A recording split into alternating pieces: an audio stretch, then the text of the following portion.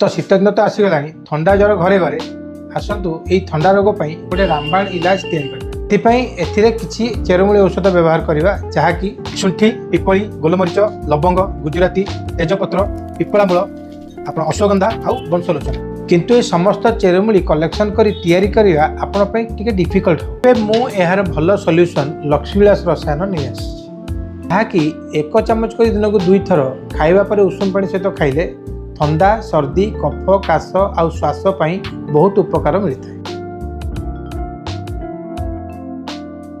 तेबे आउ डेरी कहीं